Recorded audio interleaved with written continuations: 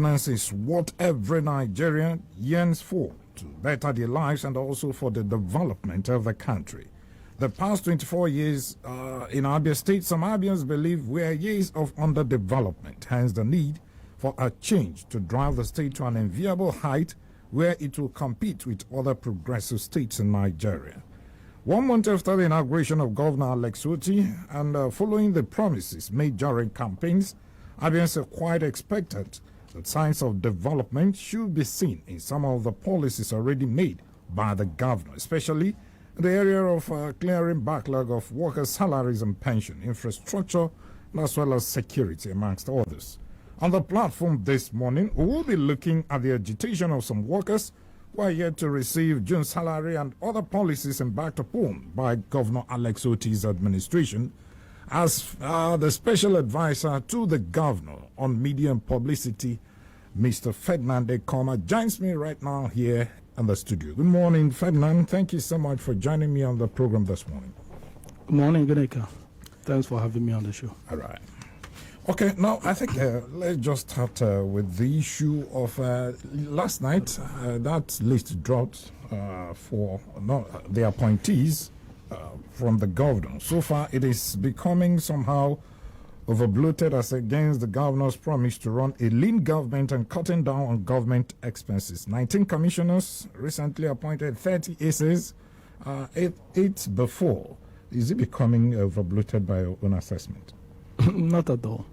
We're coming from a situation where we had up to 3,000 SEs. That's a fact. You and I know. 3,000. And you have a totality of 30 SEs at the moment. And these are strategic positions. These are either assistants or senior special assistants or advisors. And on, like I said, strategic matters, strategic issues, strategic areas, which is natural. Because even the president, you look through the distance, you see. So we are not having essays and advisors on frivolities, but on key issues that border on governance. Because after all, it is true, some of these people that the governor will get to have information on certain developments in certain areas. So it's natural. No. It's not overbloated at all. And again, also don't forget that previously we had, I think, 34 commissioners, right? And 34 ministries. And the governor has pruned it down to just 19. 19. In fact, maybe if not for pressure coming from different quarters, we wouldn't have had up to that 19. But, for purposes of trying to balance certain things, to just avoid unnecessary agitations from here and there, we just had to allow. So obviously you're going to, you've merged some ministries. Of course. You can't be having Minister of Education and Minister of Basic Education. Education is one, and education is so strategic and important that you don't begin to trivialize such an important sector. There is need to erase the possibility of confrontation, unnecessary struggle for powers, and that could lead to failure in productivity. So, okay, yes. When the governor actually sworn in the commissioners, we were expecting to see probably Ministry of Abia Development or Umuahia Development. Remember that the governor actually promised to set up a kind of special ministries that will tackle the issues they're having in Umuahia and Abia, and we didn't see any of that. What happened? Thank you.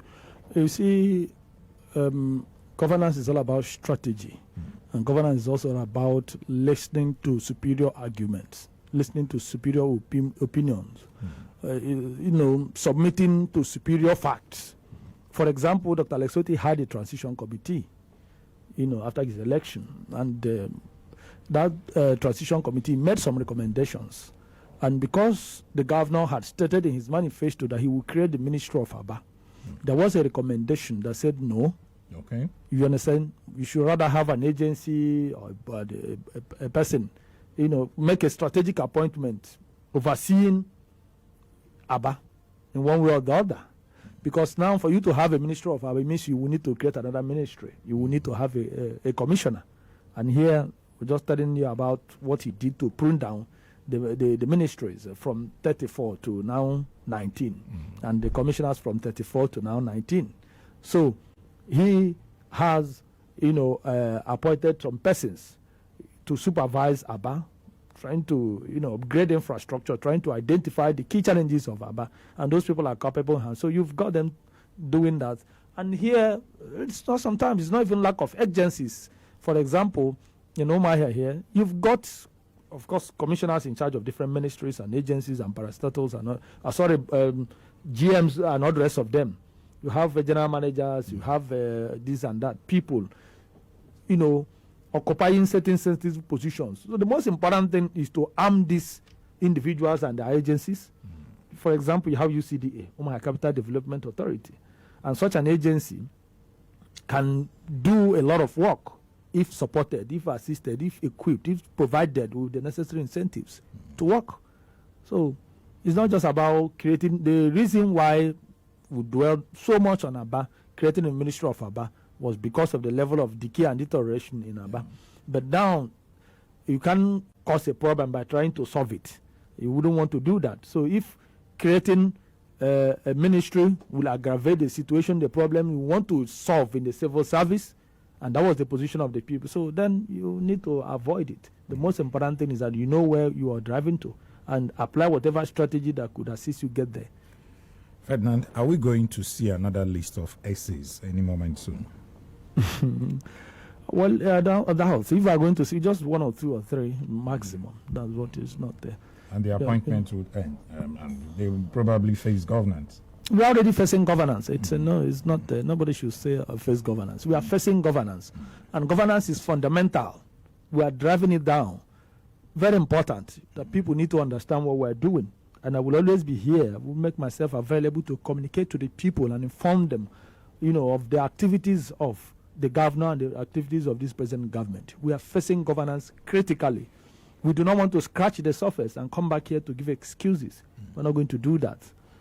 We're not going to do that. Now, talking about governance, one of it is the issue of salary payment. And they said you started on a very good note. You've paid June to some people, and to some other people, they are yet to receive June salary. And the governor has actually given directive that, is it April, to be paid this week? Yes. April. No, that will be next week now, because today is already Wednesday. I doubt if they will meet up. Okay. But it's starting this week. Okay, now let's talk about the issue of workers' verification, because we understand that some workers, especially those ones in local government, they've not received their June salary up to this moment. What is happening? Thank you. The question, yesterday, I was on a sister radio station. I was on another radio station discussing this issue. Okay. Because it's important you speak to the people. It's important you communicate to the people. This is a government that came on the back of the people. So it's important you carry the people along so that they will be up to date, with the activities of, on the activities of government. Immediately, time was right for payment of June salaries, or before then, those in the local government were asked to provide their payment schedule. Okay. They were asked to do that. The reason was because we were bombarded with information from workers at the local government level, people who have been shortchanged over the months and over the years, people who, as we speak, do not know what they are going to be paid at the end of the month. A lot of them said that sometimes they will receive, sometimes they will not receive. Sometimes you will give them, let's say, 10 naira. The next month, they are getting 8 naira. Now, investigation revealed that the worst fraud perpetrated in the civil service is done at the local government. Government has a responsibility of ensuring sanity at the local government. No money is free. And because the system has always been that states will send money to the local government to take care, there is no centralized system of payment for those workers at the local government. So when they were asked to provide this schedule, they refused. Bluntly refused. During the verification? Yes. Provide. we know there is a process of payment, which may have been there over time, and they were asked to provide it. This is to enable, this is to enable government. Look at those being paid. Look at those who are not genuine workers. I'd compare with the evidence to identify those who are workers but have been shortchanged over time. Because a lot of workers have been shortchanged. You have people on the payroll, but they are not being paid. You jump them, and they will be complaining, and nobody says anything. So you have a cartel that what they do is to pay those they want to pay, and refuse to pay those they do not want to pay. Let me say this, and I'm saying with every sense of responsibility, that this government is not a government of complaint and buck passing. We want to initiate a process that will be sustainable. So if you solve this problem now, you know that next month I won't be coming here to be telling people stories. I won't come here to tell you stories as to why government has not paid. You know that this problem has been solved. So at the end of the month, people, the local government will receive their salaries. So it's just a few days ago that they started complying, because government said it will not pay if they don't provide it. In fact, the governor got angry and asked to identify those behind this, because we wouldn't want some elements in the system who are interested in fraud against the state and against their fellow workers to cause problem for the ordinary workers who do not, innocent persons, who are not part of this mess and who have not committed any offense, to warrant them suffering unnecessary delay in payment of salary. So they refused. And like I said, just some of them are complying now. Some of the local governments are complying. In fact, before I came here, I spoke with the Accountant General. Have they started? Dr. June, you understand? So she told me it is commencing on Friday. Okay, the you understand? Yes, okay. It's commencing on Friday. Because we want to set a system. Not those who are your workers. Just have comprehensive lists of the workers, so that every month you begin to pay them. Now, why are you afraid of supplying the necessary information required for the payment of workers? Go and make verification. You find out that a lot of them have been shortchanged over time, and we do not want to run this kind of system. Like I said, we wouldn't want to begin to tell you, it was because the former government did this. That was why we have not, because of what they did. No, we are now in power. We have a responsibility of sanitizing the system, setting our own template, our own strategy, harmonizing the whole thing so that you have a hitch-free system. For me, there shouldn't be any difficulty in paying workers, in identifying genuine workers. Have a comprehensive list, clean up the system, remove all those who are in charge, who are responsible for this fraud at the local government level. Remove them and begin a process of paying workers as and when due. The same thing with the pensioners. You understand? Because before the governor directed, they gave that directive. So you remember that verification is ongoing. Yeah. But after our meeting, the governor said it is dangerous to say we must complete verification before paying pensioners. No. That some of them are sick, some of them depend on this money for their drugs. So let us, as much as we want to correct the mess, we want to have a system that is not tainted with corruption. As much as we want to have, a payroll that is not filled with fraudsters and people who don't exist, but let us bear the consequences for this month. Begin to pay the pensioners. That was why he gave the directives to the Accountant General. Let's begin to pay the pensioners by next month, so that after this payment, we will now have time to do the verification and begin to pay them. And it's important I stated, and the governor has not deviated from the promise he made. Remember, he made a promise of clearing the salary and pension arrears latest 31st December. That process is on. Okay. Just like you. He's seeking on that. Of course, you need to. So people shouldn't think that we've gone to sleep or we've forgotten the promises we made. Because as time goes on now, you will begin to see maybe 2-3 months arrears being paid together. And that's the only way you clear it. That's what the governor wants to do. And he will do it. The process is on. So people shouldn't think that because one is now in power, you've forgotten all the promises. No, it's going to happen. So by the time you say, okay, how many pay 3 months arrears, before you know it, you clear the arrears. Okay, so those documents you asked those people at the local government to present, does it also include the payroll for December 2022? I remember when the governor gave directive saying that they should present their December payroll for them to be paid, meaning that people that were employed from January to date will not partake in what this particular payment? You know, a lot of things happened before the election. Okay. And government is not mincing words about it. You see, you don't employ people for political reasons. You don't. Selfish political reasons. Before the government left, you were aware on many occasions the governor complained about over-bloated workforce. When people made reference to Ebonyi, see what Ebonyi is doing, they will ask you, what is that workforce? What is that? Now, the question is, are you hurriedly employing people because of election? What job did you create? Which institution did you build? Which factory did you build? Which government institution did you build that provided the space for employment of workers? So you see, what they did was to cause serious problem for the incoming government. I wouldn't want to dwell more on them so that it wouldn't look as if we are going back.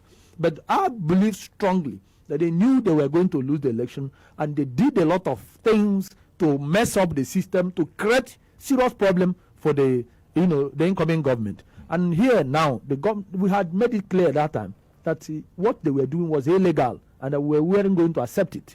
So let us be honest to ourselves. It will make sense that if a government wants to employ, you know that you are employing people you are going to pay.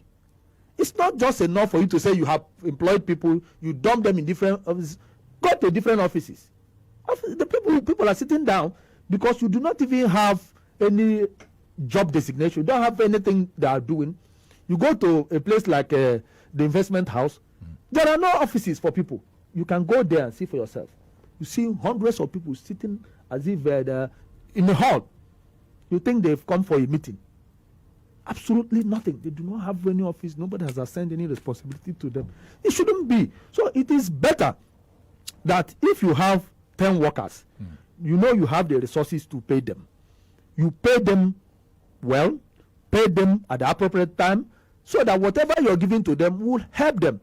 Ginika, growing up, we cherished the civil service. People working in the civil service were revered. When you heard that this person was a permanent secretary in the old Imo state, you will staring at him as if he's a demigod. You understand? Because the civil service had so much honor. People working there were so much cherished and loved and respected. People saved money in the civil service to build houses, to buy cars. How many of them are building houses again today? Because you are not even paying them whatever is accruable to them, what the little they are supposed to earn. So it doesn't make any sense that we continue to sustain mediocrity, that we continue to sustain the destructive templates that has been established here.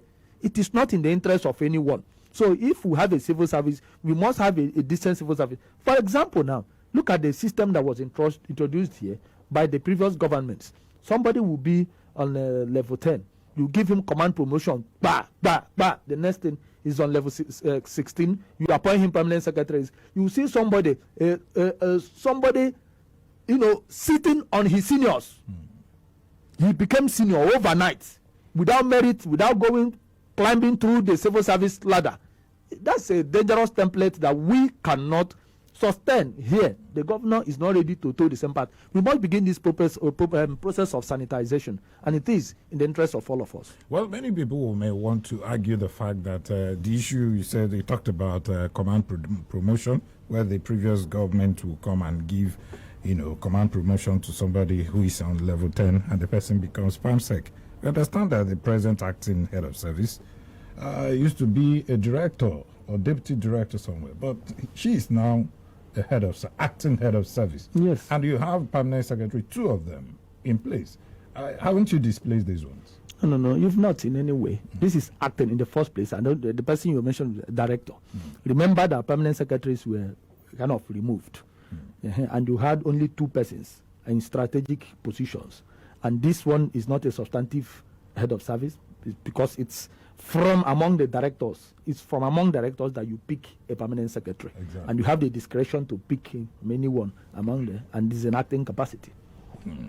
Okay, so those permanent secretaries that were suspended, any hope for them to come back? That was a suspension, or was there an outright laying off? I don't know.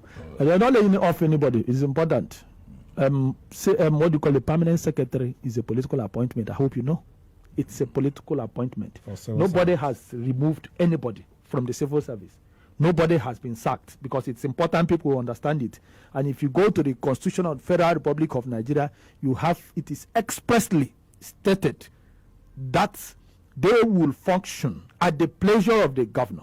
The governor reserves the right to remove any permanent secretary, because it's a political appointment. That is why the way it is written, the way it is coined in the Constitution, in fact, permanent secretaries are actually supposed to leave once the governor that appointed them is leaving.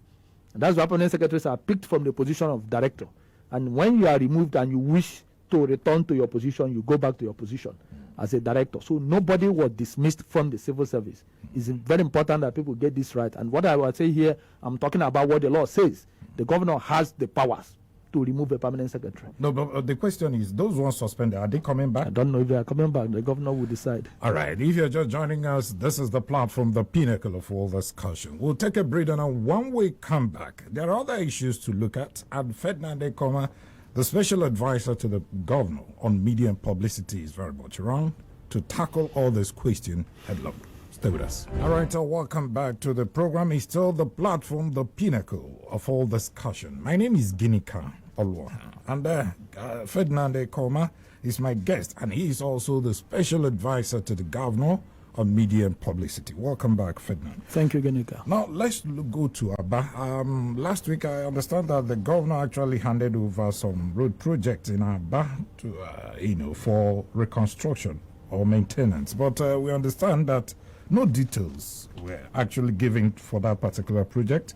Like the contractors who are going to handle that, the mileage for these roads, time for delivery, amount awarded for this road project. We didn't get to hear about that. I've already spoken with the Commissioner for Works, and I requested to be furnished with all the details, and which I'm going to get in the next 24 hours and make available. I've requested for that, and that is how it should be. So those who are asking for questions for that, as far as I'm concerned, they are very much in order. They have every right, citizens have every right to know the road that has been awarded, the construction company that is going to handle it, and the cost of the road, the scope of the road. They are very much in order, and I've already made that request. Everybody has his own area. And my own is to get the people educated, get them informed, and provide them with all the necessary facts.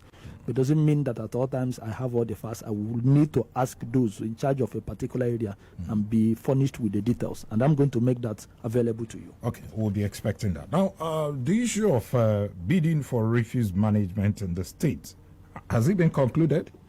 Yes, it was supposed to be concluded last week. It was extended for another 1 week. And yesterday they opened. Okay. It was opened to the public, and all those who applied, people were invited. You saw it at a point. I was covering it live. I was live at the conference center of the SAG, of the SAG's office. So people sat there when the special advisor to the governor on due process, spoke. The legal advisor, the Attorney General, by Sekechukwu Wanna, was there. The SAG was there, and other persons, the special advisor to the governor of multilateral agencies and all the rest of them. They were all there. And we wanted to do it the way it is done in civilized climes. So they told them the criteria and everything, told them they were going to observe. They were just bringing out these things from the envelope, calling them one by one, so that if you submitted yours, and it wasn't mentioned, it wasn't there, you will be able to raise the alarm. You will be able to say, no, I didn't see my own. Okay. And that was so now, and of course, after making it public and everybody seeing the process, the committee will now go and begin. The most important thing is that you already know the criteria for selection, what is required, because people were also asked to explain how they would want to operate. You understand? Choose a particular area. Remember that Abba was delineated into 4 zones, Umuahia into 2. So the process is on now. The process of selecting the preferred. So hopefully by the time you conclude that process, you're going to tell Abians who you've chosen to be. Of course. To be made public. Now, Ferdinand, I don't know. I'm sure you are very much aware with the insecurity, the rising insecurity in the state. Your friend Samson's car was stolen. You're very much aware of it. Your friend Steve, his car was also stolen, though found.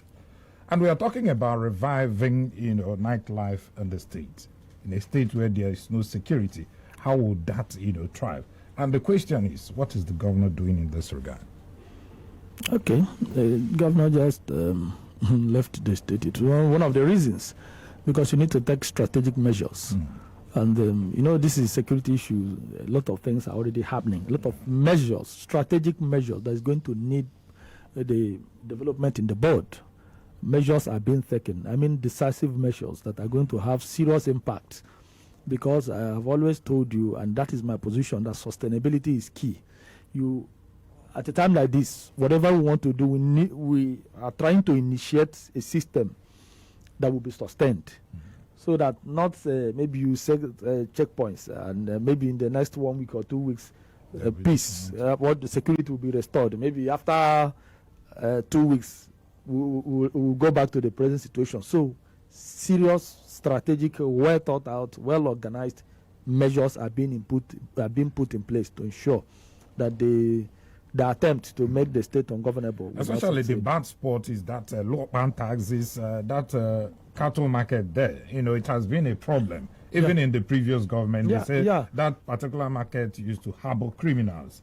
And if you're applying that road, you're going to Enugu, you're coming from Enugu, some people always get accosted, and that's a very bad concern. Yeah.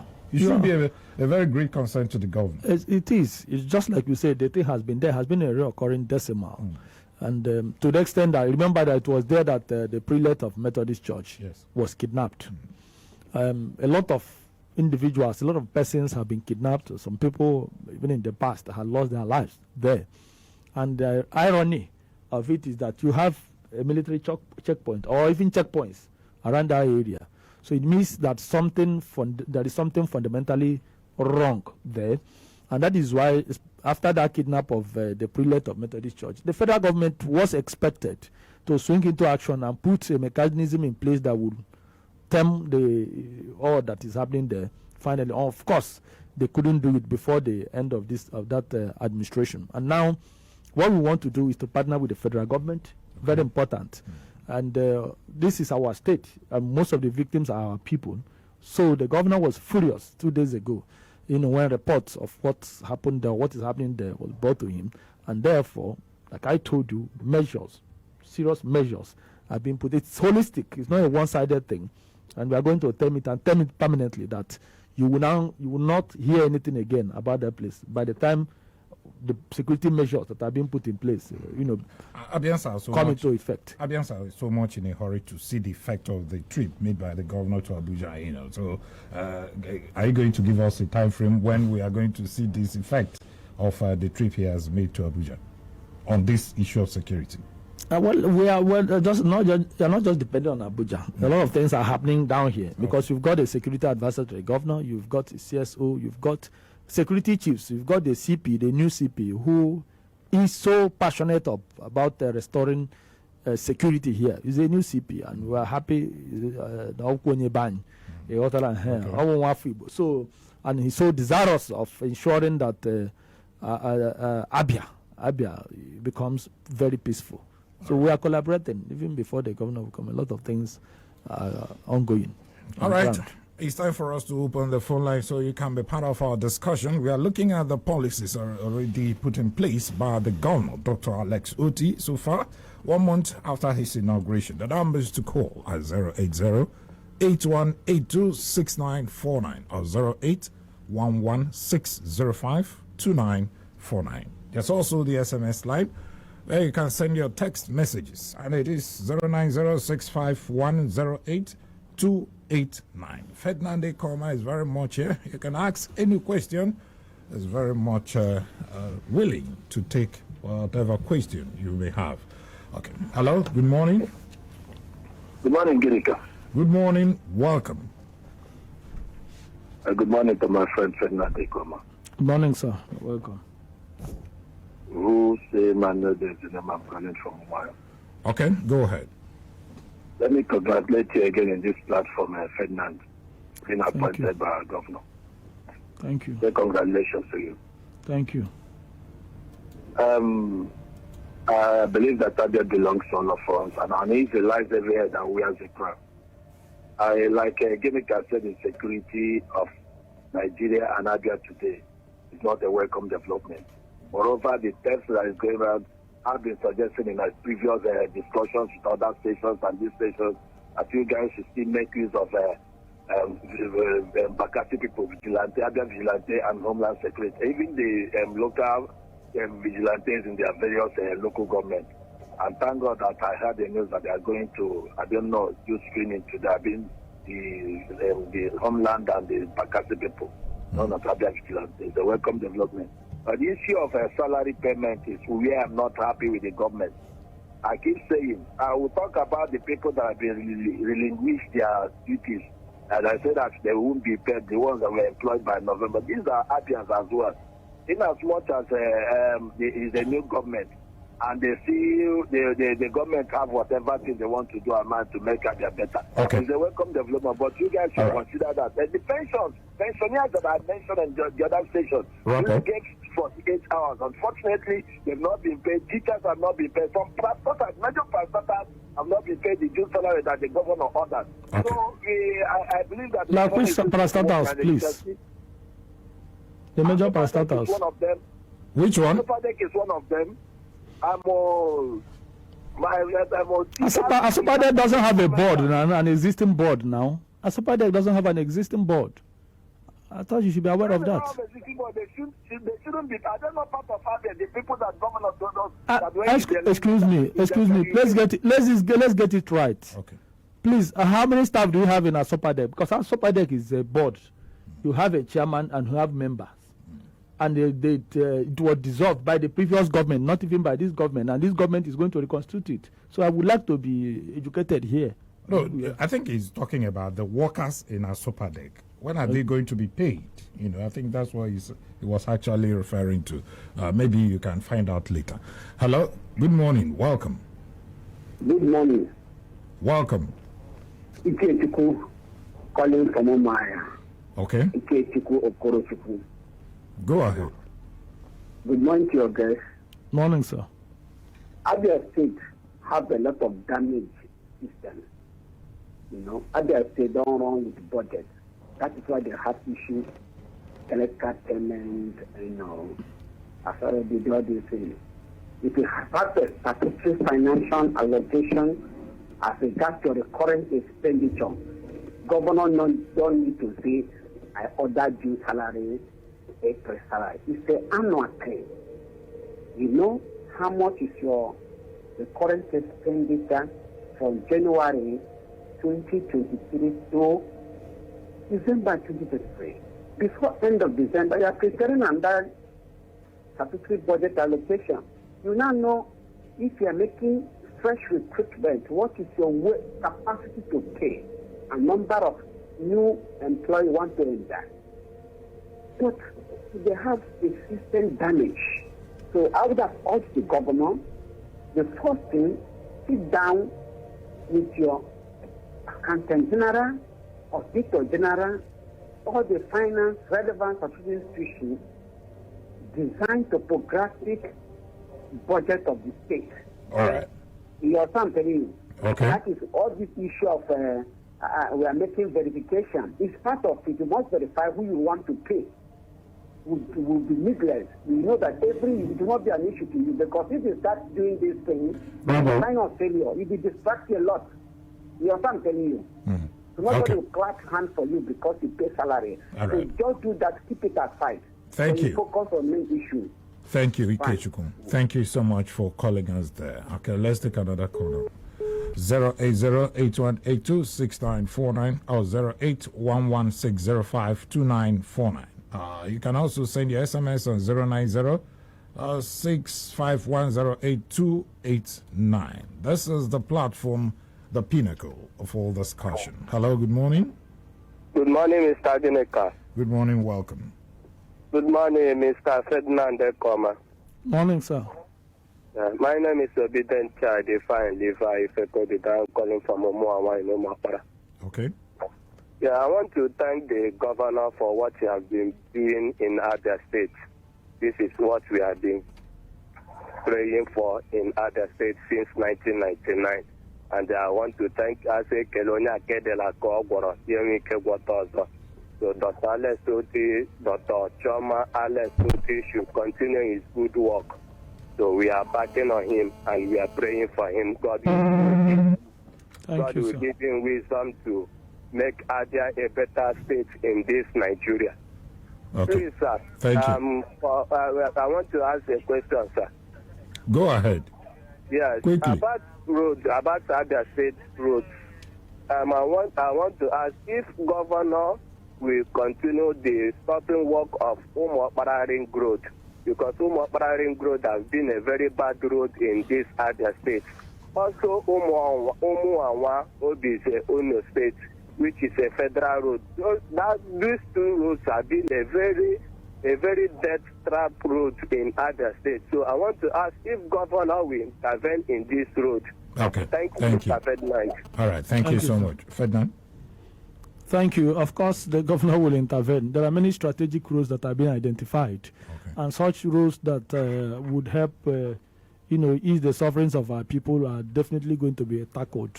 Okay. State and federal roads have been identified, because we are not going to, because it's federal road, we are not going to know. It's our people that are using the roads. Okay. So, all right. Let's take another call now. Hello. Good morning.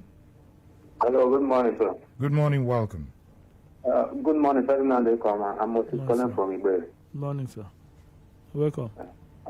Moses calling. We have heard what you say, and I plead with our fellow Abians that they should have patience, because the change is not always easy. So Abians should have patience. I'm Ginika. Go. I'm listening. Hello, Ginika. I have something to report. Yesterday, in Federal Government College of Ohio, some students were denied access to take their exams, NECO exams, because they were owing school 7,000 naira. Okay. So I want you guys to investigate the matter, because the school cannot, because of an internal fee, stop students from taking an external exam, a very important exam. You said that fee was for what? Federal Government College, 7,000 security fee. Security? Security fee, yeah. The school said that they should pay Federal Government College. That's the one here. Is it on Hafia? Okay, on Hafia. Okay, I'm just going to speak with the Commissioner for Education immediately, so that she will intervene. All right. Okay, I think that's a good immediately. one. There's going to be an urgent, immediate response to that. Okay, because I don't understand what security fee means. Security. And so it's not the duty of the students to provide any security.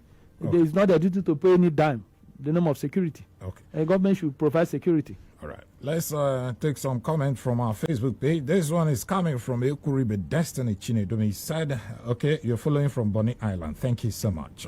Carlo Emmanuel said, clearing of pension arrears is a welcome development in Abia. We pray that our vision over Dr. Alex Otti's government and his mission comes true, so that Abia can be restored once again. Thank you so much. Ezeka Elvis Ihoeze said the worst fraud in Abia State civil service is perpetrated at the local government. I concur and completely agree and urge Dr. Alex Otti to give proper and adequate attention to that particular sector in order to put an end to the bribery and corruption before it spreads beyond control. Thank you so much, Ezeka Elvis.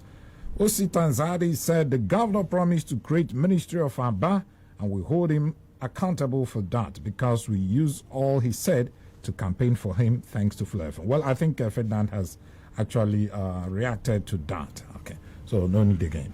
Hello, good morning. Good morning, Mr. Ginika. Good morning, welcome. Thank you, sir. I greet you, sir, Mr. Ferdinand, sir. Good morning, sir. Good morning. Thank you, sir. The media head to the governor of Abia State. My name is Mr. Chijoke from Benderut. Okay. Well, you have said it all. And a reasonable Abians knows that you are not somebody who will come on air to lie, against Abians. For me, you are a man I followed since 2015, and I know you very well. I can testify that you are not a deceiver. So all you are saying on radio is truth. And Alex Otti believes that getting it right is the best for Abians. So I am saying let us disregard whatever PDP are saying.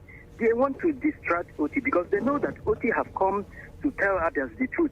He has come to open the eyes of Abians. Because what we cannot hear for those years, we have started hearing it. Government of Abia State have now started to show us that they mean well for the masses. Thank you. Thank you. Thank you, Ikechukwu, for calling. Thank you so much. To our SMS line, Chijoke, sorry. Okay, from our SMS line, this one said, please, what happens to the pensioners and workers that have died before this verification? Comrade K. You know my head. Ferdinand. You see, this is why we are doing what we are doing, because it's atrocious for you to owe pensioners, people who have served the state. You see, that is why we are now trying to intensify effort to put measures in place that will erase any form of non-payment of pension to our, retired senior citizens. That's just why it's important. All right. This one, Armstrong, he said, good morning, guys. Publicizing workers' salary all the time is not a good one. Something you guys condemn. Okay. That's your opinion there. We are not publicizing anything. It's important. And we met something terrible. And the measures we are taking, people need to know. People need to be informed on the activities of government, so that it wouldn't look as if we are snubbing them. You need to be armed. You need to be updated, so that you will know what government is doing. Once we clear this thing and starts on a fresh note, nobody will be talking about that we have paid and we have not paid again. Okay. Nobody will have time for that. Okay. Noble Inumaya said Alex Otti should publish those he gave road contracts and amount. Where was the person during the previous government? Is he waking from sleep now? Well, I think Ferdinand said in the next 24 hours he will get us the details. Okay, so Ferdinand, before you leave the studio, the crisis rocking Abia State House of Assembly, you're very much aware of it. The disagreement between the lawmakers. I interviewed the former majority leader, and who happens to be the leader of the PDP in that House of Assembly, Solomon Akwulonu. He categorically accused the governor of fueling the crisis. That up to this moment he has not stepped into that particular issue to address it. Why is it taking the governor so long to address that particular issue? Did he tell you how the governor fueled it? He didn't. Of course, he knows he doesn't have anything to say against the governor. We have three arms of government: the executive, the legislature, the judiciary. Yes, the governor is the governor of the state, but then the governor doesn't wake up and run to the House of Assembly and begin to get involved in something that doesn't concern him.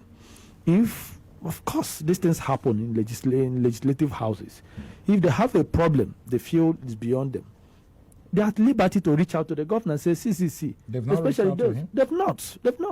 Ask him, and say, Mr. Governor, see what is happening. We would want you to intervene.